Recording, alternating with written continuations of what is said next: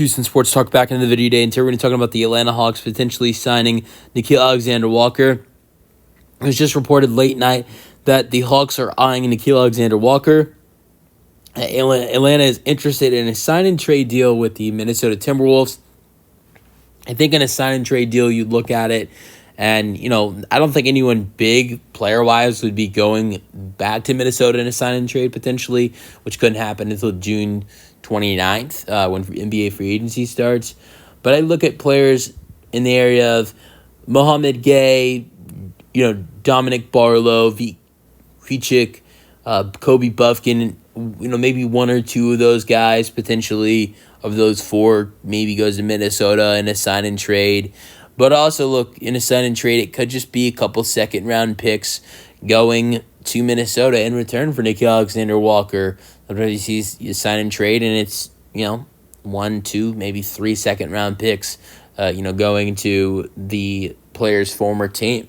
And so I think Nickeil Alexander-Walker would be such a great addition because I think for the Hawks, you want great three-point shooters around Trae Young, and Alexander-Walker is that this year, shooting 38% from three. The year before that, 39% from three. But also, he's a great defender. He's a great perimeter defender, and the great thing adding him in is you just lost Terrence Mann. They traded him in the Kristaps Porzingis trade.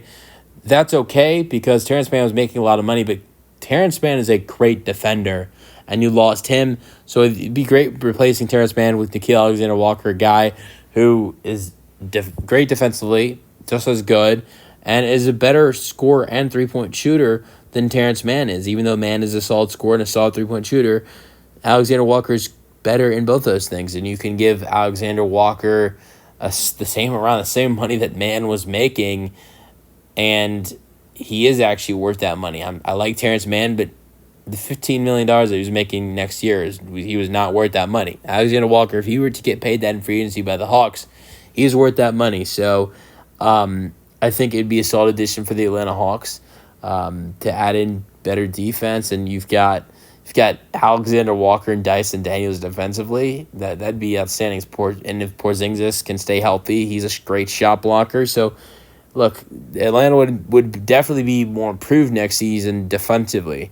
Let me know your thoughts on the potential signing for the Atlanta Hawks in the comment section, and peace out.